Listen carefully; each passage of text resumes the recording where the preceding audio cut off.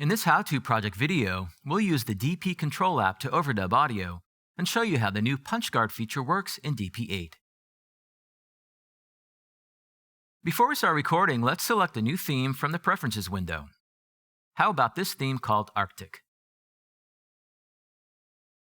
Okay, so the last audio track we're going to actually record is an acoustic guitar part. We've already set up a mono audio track and sent it to the headphones, so we can jump right in.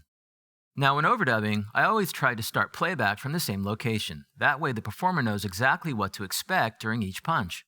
There are a couple of transport features that can help with this. First, we'll turn on Link Selection to Memory in the control panel, which takes a selection range and places it into the memory start and stop times. Notice how the memory location follows the current selection, and even updates in real time. And if you turn on the Edit Grid, you can have the time range selection snap to the current grid value, so our punch-in and out points can be more precise.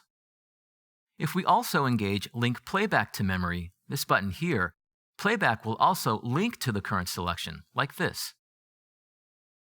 Okay, so the first acoustic part happens in the middle of verse 2. If I select markers in the counter, I can locate right to that location. Now I can simply drag in the time ruler to set the record range.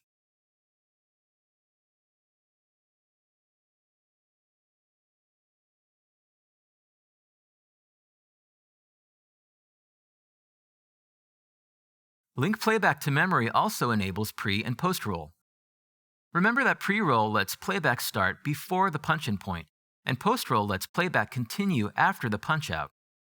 Pre-roll gives the performer and the engineer time to prepare for the punch, while post-roll ensures that playback doesn't just stop when we've punched out of a track, which can be really jarring for the performers. Click and drag the pre- and post-roll indicators to change the pre- and post-roll durations. If you want to enter a specific start and end time for pre- and post-roll, you can do so in the Selection Information panel.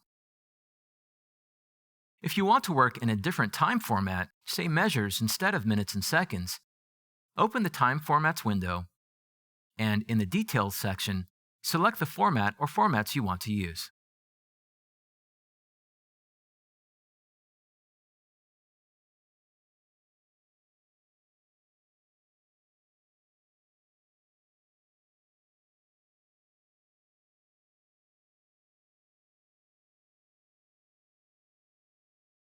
Now, if you have an iPhone or iPad, you can use the DP Control app to control DP.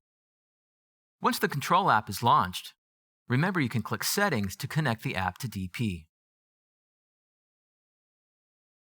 Be sure to have an open source control driver enabled in the Control Surface window, so DP can communicate with the app.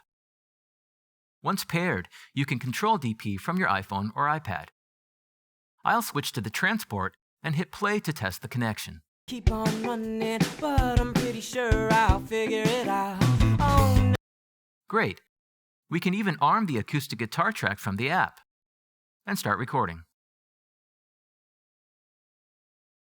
Keep on running, but I'm pretty sure I'll figure it out. Oh, now this will get a little crazy. There's no reason that I should die. I'm gonna get to the place I'm going, but I'm pretty sure I'll figure it out. Oh, oh, oh.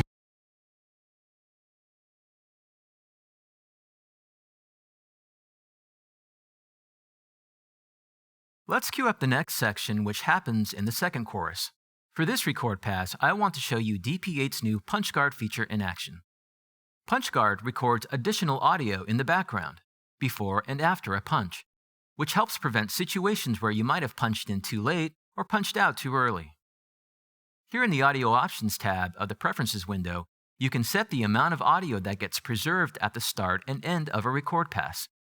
By default, DP preserves 4 seconds of pre-roll audio, the stuff that happens before the punch, and 1 second of post-roll audio, the stuff after the punch.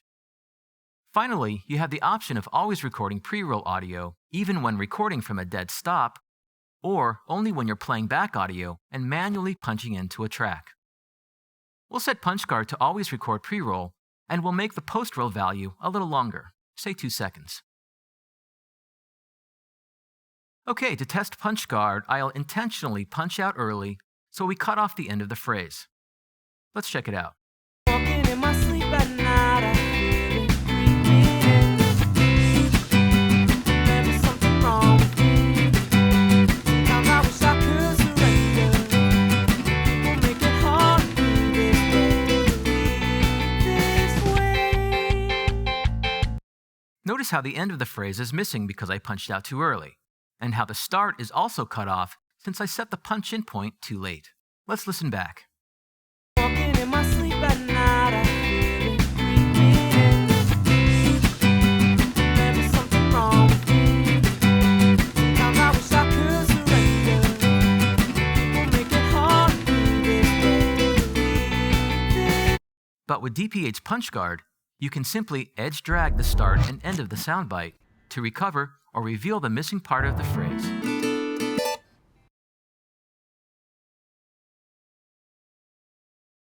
In this video, you learned how to link playback to the current selection, set up pre- and post-roll and automate a punch, use the DP Control app to control the transport and record, and rescue audio from a bad punch with DPH's PunchGuard feature. In the next steps, we'll record MIDI in real time with step record and quick scribe.